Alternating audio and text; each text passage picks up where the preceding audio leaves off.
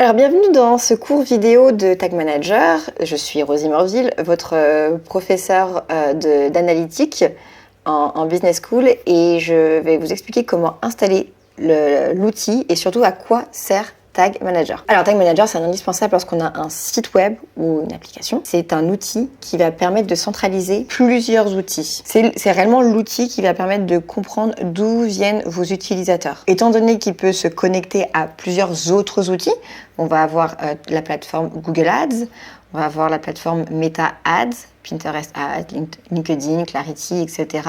Ça sert vraiment de centraliseur de tous les outils marketing que vous allez utiliser. C'est la boîte à outils du marketeur. Tag Manager, ça sert aussi à gérer ce qui est du consentement des utilisateurs. Lorsque vous arrivez sur un site, il y a une bannière de cookies. Cette bannière, elle va servir à l'utilisateur pour dire oui ou non, accepter ou pas les cookies. L'acceptation des cookies, il faut voir ça comme dans un site physique. Il faut voir ça comme si c'était une caméra de vidéosurveillance. Et cette caméra de vidéosurveillance, elle peut vous filmer de manière complètement visible. Donc on sait qui vous êtes, quel rayon vous allez voir dans le magasin. Et on peut vous retrouver, vous envoyer un courrier, par exemple, via une carte de fidélité. Lorsque vous dites non pour les cookies, c'est comme si cette caméra de vidéosurveillance, elle était floutée sur votre visage. Donc on va voir quel rayon vous visitez, ce que vous avez acheté, mais on va pas pouvoir vous retracer vous. Ça veut dire qu'on va pas pouvoir vous dire « Ah, vous avez acheté telle commande, est-ce que ça vous a plu? Est-ce que vous voudriez racheter une commande similaire ou complètement différente ?» Ça s'appelle de la publicité ciblée en remarketing. Donc, lorsqu'on accepte les cookies, on accepte d'enlever l'anonymisation. Lorsque on n'accepte pas les cookies, on veut être simplement anonymisé, ce qui fait que la publicité que l'on va avoir sur d'autres sites ou sur d'autres applications, elle sera simplement pas personnalisée. Pouvoir traquer les actions des utilisateurs de manière anonymisée, on va devoir activer le Consent Mode V2 de Google. On en a déjà parlé en cours, mais je vais quand même vous montrer comment le faire dans la plateforme, dans cette vidéo ou dans une suivante, lorsqu'on installera tout simplement la bannière de cookies. Pour commencer, j'ai surtout envie de vous montrer l'interface, créer le compte Tag Manager, vous montrer ce qu'est un script, donc la balise qu'il faut mettre sur vos sites, et l'étape par étape, et on va commencer par ça, et dans une prochaine vidéo, sûrement, on parlera de la bannière de cookies. Ok ?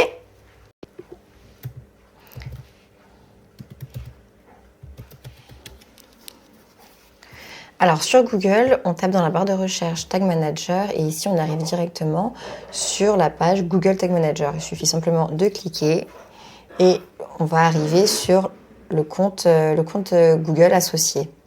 Alors moi je suis sur mon compte personnel, après j'ai d'autres comptes professionnels. On va le faire avec mon compte personnel.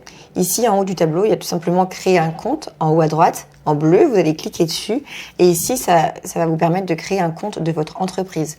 Je vais mettre une entreprise fictive qui va être cours en ligne. Voilà. Bien changer le pays, nous sommes en Suisse, donc on modifie pour Suisse. Très important, mais comme on le sait, c'est pour tout ce qui est RGPD. Dans le site, on va pouvoir mettre le site que vous avez, auquel vous voulez connecter Tag Manager, www. Dans la plateforme cible, on va choisir Web, parce que c'est un site web, et ensuite on va pouvoir créer le compte.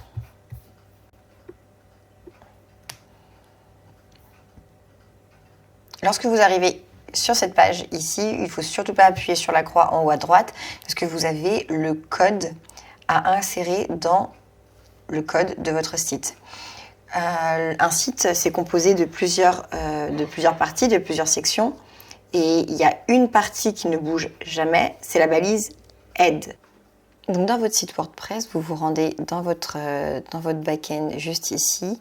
Et dans Plugin, Extension, il va falloir ajouter un plugin. Donc vous appuyez sur Ajouter plugin et là vous allez taper Simple CSS JS et vous prenez cette extension-là. Cette extension, elle va vous permettre de pouvoir ajouter tout un tas de code HTML, CSS ou JavaScript dans votre site aux endroits qui sont recommandés par la plateforme, et là en l'occurrence c'est Tag Manager. Une fois le plugin installé, il faut l'activer juste ici et vous allez dans plugin installé et on voit qu'il est ici. Il est tout simplement ici. Vous pouvez aussi l'activer de ce côté-là. Lorsqu'un plugin est installé sur WordPress, il va se mettre automatiquement sur le côté. Donc vous le retrouvez ici dans les petits onglets à gauche. Vous allez pouvoir regarder tous vos liens customisés. Ici, il y a marqué donc le type de langage, donc CSS, JavaScript. Et vous voyez que les deux HTML, c'est les Tag Manager que j'ai moi-même installés. Pour pouvoir installer pour pouvoir mettre du code sur vos sites, vous allez cliquer juste au-dessus, soit du CSS.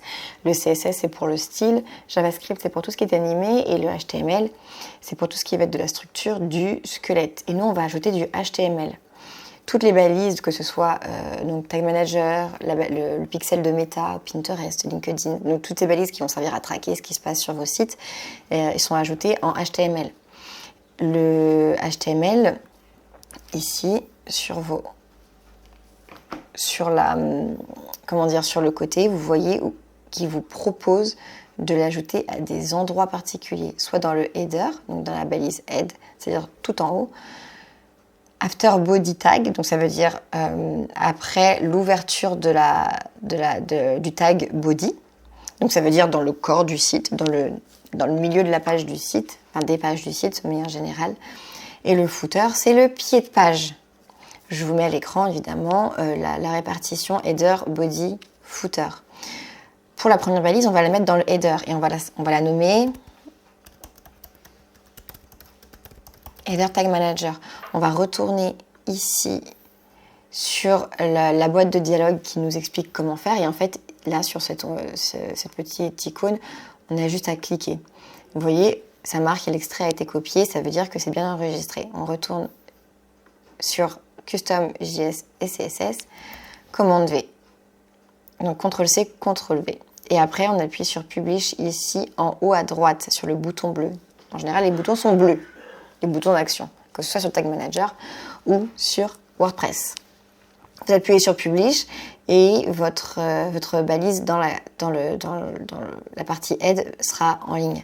Moi, je ne peux pas l'ajouter une deuxième fois parce que je l'ai déjà mise. Et ensuite, on fait pareil pour le Body. Donc, on retourne juste ici, on copie.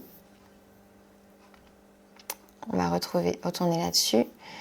On ajoute du HTML, on supprime, hop, et on met after body tag. On le note, body tag manager, on publie, et on est bon pour l'implémentation de la balise sur WordPress. Ici, dans ce petit encadré, vous allez pouvoir mettre votre nom de domaine et tester en direct si la balise est détectée. Normalement, si vous suivez à la lettre ce que je vous ai dit comme installation, il n'y a aucun souci, la balise sera détectée. Si jamais ça ne marche pas, il va falloir simplement relancer la procédure. Donc bienvenue sur un espace Google Tag Manager qui a déjà été paramétré, le mien de focus. Donc vous voyez que la qualité du conteneur est excellente, ça veut dire que tout simplement Tag Manager reçoit de la donnée depuis mon site web, donc ça transite bien. On va décomposer gentiment les espaces de travail. Sur la gauche, vous avez donc la présentation qui se retrouve ici, c'est en bleu. Et là, vous avez les balises. Les balises qu'on va installer ensemble juste après. Les déclencheurs, ce sont les éléments qui vont déclencher mes balises personnalisées, celles que j'ai rajoutées moi, qui sont en dehors de ce qui est du simple tracking. Les variables et les dossiers. Les modèles qui peuvent être aussi très intéressants, notamment pour la bannière de cookies qu'on va utiliser parce que ce seront des balises qui seront installées en dehors de Tag Manager, parce que ce seront des balises qui sont pas natives à Tag Manager et donc qui sont développées par les développeurs des outils tiers et donc on va devoir installer ce qu'on appelle des modèles de balises. On verra ça ensemble juste après. Pour commencer, il va falloir installer la balise Google Analytics. Donc la balise Google Analytics, elle est déjà installée actuellement dans mon espace Tag Manager. On va simplement le refaire. On va cliquer ici sur Nouvelle.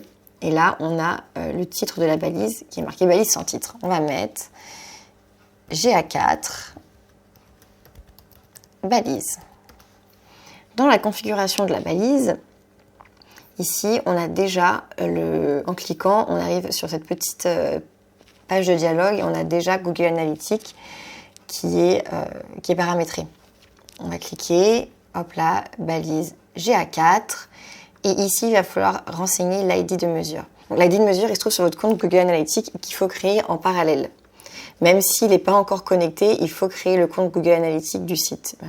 Donc le compte Google Analytics, il doit être créé en parallèle de Tag Manager et on ne le connecte pas encore au site web. Tout simplement, on crée le compte Google Analytics et une fois arrivé ici, on va dans Flux de données et on prend l'ID de mesure. Voilà, on le clique et on le met ici. Étant donné que l'ID de mesure Google Analytics, on va l'utiliser dans plusieurs balises, on va créer une variable. Donc lorsqu'on clique sur ce petit Lego, on va pouvoir créer des variables. Donc moi j'ai créé une variable qui s'appelle balise GA4, donc c'est mon ID de mesure. On va ici, variable, on met ID de mesure GA4, configuration de la variable, et on part sur constante parce que c'est une valeur constante. Commande V, on enregistre, et j'ai mon ID de mesure ici. En nom de l'événement, vous allez pouvoir dupliquer ce qu'on retrouve ici, GA4 balise.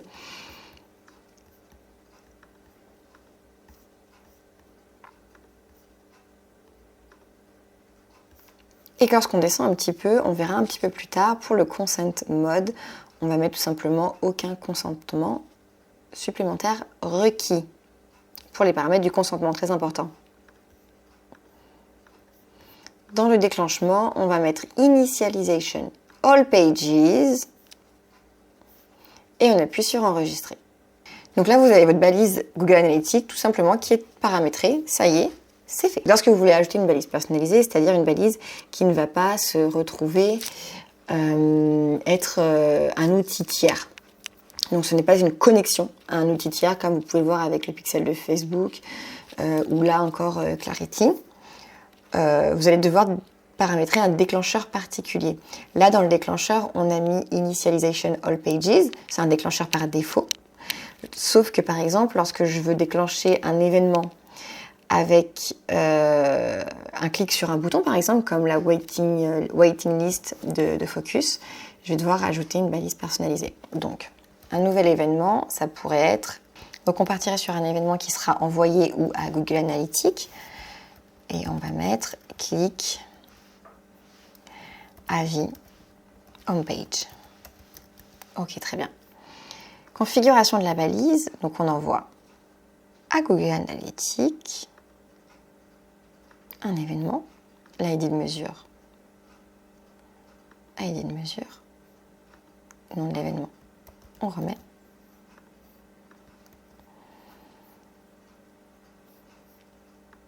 Clic avis homepage et le déclenchement, on va mettre un déclencheur personnalisé. Donc là, on peut choisir un déclencheur parmi les déclencheurs qui sont déjà insérés, sauf qu'on va choisir un nouveau déclencheur ici. Et le déclencheur, ça va être clic, avis, homepage. En minuscule. On va mettre plutôt clic, bouton, avis, homepage. Et là, on va paramétrer notre déclencheur. Ici, vous avez tous les types de déclencheurs. Donc là, c'est les déclencheurs qui sont relatifs à votre page. DOM près, c'est quelque chose d'assez technique. Ça, c'est lorsque la fenêtre se charge. Là, c'est à l'initialisation du chargement. Là, c'est lorsque le consentement est validé. Et là, c'est juste lorsqu'une page elle est vue. Donc, on est vraiment sur la toute dernière étape du chargement d'une page. Et nous, ce qui va nous intéresser ici, ça va être les clics. Les clics sur les liens uniquement. Et on va mettre qu'on veut traquer certains clics. En l'occurrence, un bouton qui redirige vers des avis sur la home page, la page d'accueil. Hop là, clique sur certains liens et là, on arrive sur le paramétrage de la configuration du déclencheur qui est un petit peu plus complexe, donc il faut s'accrocher. Ici, dans les variables,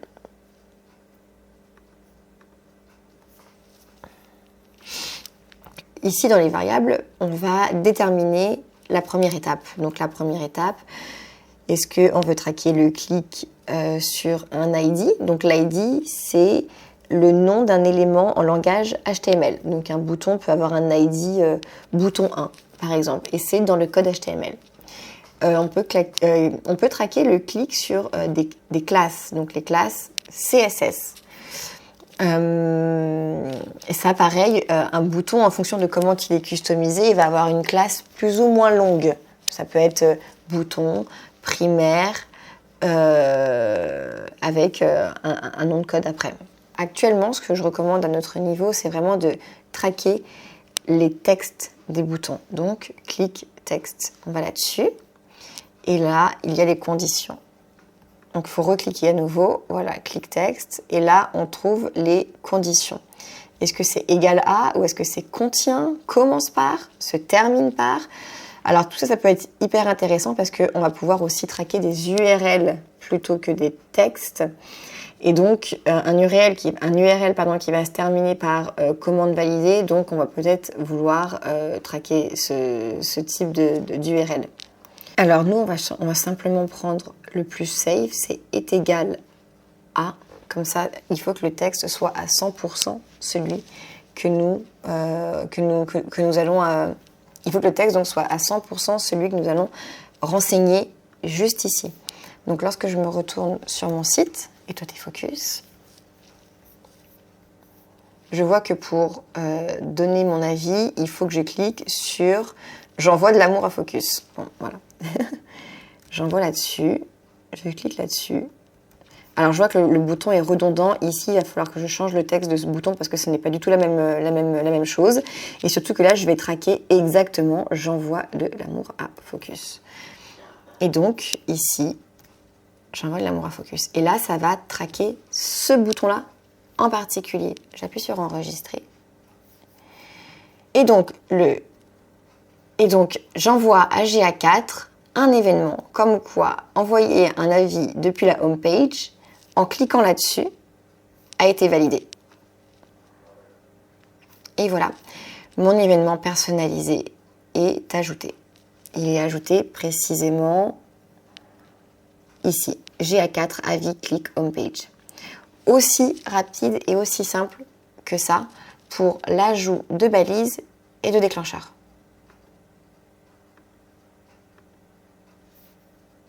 Lorsqu'on a fini nos modifications, donc là, on a ajouté la balise Google Analytics et on a aussi paramétré un clic à traquer dans GA4, on va pouvoir prévisualiser nos changements. Ici, vous voyez qu'il y a une petite boîte de dialogue qui apparaît parce que j'ai une extension qui s'appelle exactement, qu'il va falloir ajouter Tag Manager Assistant. Tag Manager Assistant, c'est une extension Chrome. Tout simplement, vous l'installez et ça vous permet de checker ici Tag Assistant. Voilà.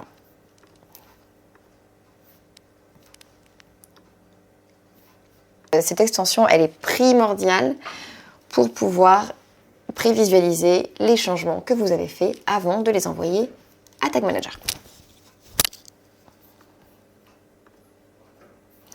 J'ai cette extension, donc je vais pouvoir directement regarder ce qui se passe entre mon site et Tag Manager avant d'envoyer. Donc je vais connecter, ça connecte. Et là, je suis arrivée sur mon site. Vous voyez que Tag Assistant est connecté. Je vais juste simplement fermer la petite boîte de dialogue. Et je vais mettre mon Tag Assistant qui est ici. À côté de mon site, comme ça, en côte à côte. Parfait. Je vais vider la poubelle, comme ça c'est tout vide. Et on va recommencer la manœuvre. Voilà, vous voyez que ici sur le côté, il y a énormément de choses qui se sont passées juste en cliquant sur Refresh, la page. Ici, il y a les balises qui se sont déclenchées, donc GA4, la balise Google, Conversion Linker qu'on verra un peu plus tard, Cookie Boot qui est ma balise de cookies qu'on verra aussi un peu plus tard, et une deuxième balise GA4 qu'il faudrait que je retire parce que GA4 s'est mis en double. Ici, vous voyez que le consentement n'a pas été validé parce que j'ai encore la bannière de Cookie Boot juste ici. Il faut bien évidemment cliquer sur une page pour pouvoir voir l'état du consentement. Si on a cliqué en dehors, on ne va pas le voir, on ne va rien voir du tout. Hop là, on clique bien sur une page, donc il faut que ce soit en bleu. Et on se rend compte que oui, mon consentement n'est pas validé encore. Mes balises sont déclenchées, mais le consentement n'est pas validé. Je vais valider mon consentement, voilà. Et là, il est accordé. Magnifique. À partir du moment où c'est accordé, on va pouvoir commencer à regarder dans les balises. Et on voit que ici, mes balises de clic n'ont pas été validées encore. Par contre, il y a une balise, celle de la waiting list sur la home page, qui correspond à ce bouton-là. Et lorsque je vais cliquer dessus, vous voyez que click waiting list home page, elle a été déclenchée. Donc, il y a un événement qui a été renvoyé à Google Analytics. C'est comme ça qu'on peut savoir ce que font les utilisateurs sur notre site. C'est en traquant les boutons. Donc là, on a tout simplement pu valider que les déclencheurs fonctionnaient bien en cliquant dessus. On va pouvoir fermer donc les assistants de prévisualisation et on va pouvoir envoyer. Ici, on clique sur le nom de la version. Alors, on met un nom un petit peu... Vous allez pouvoir mettre un nom un petit peu aléatoire, par exemple version, par exemple ajout de balise clic. Et là-dessus, vous allez mettre une description, donc ajout de la balise clic sur avis Google. Évidemment, je ne vais pas envoyer parce qu'il y a des choses que je n'ai pas terminées en vous montrant. On voit les modifications qui ont été faites juste ici. Et ensuite, vous allez pouvoir cliquer sur publier. Publier et créer une nouvelle version. Voilà, ici sur publier. Et finalement, ensuite, vous allez pouvoir dans les versions. Et donc, dans les versions, vous allez pouvoir retrouver votre nouvelle version juste ici. Si vous avez compris ça, vous avez compris 80% de Tag Manager. Et vous allez pouvoir donc créer vos balises de tracking sur vos sites assez rapidement.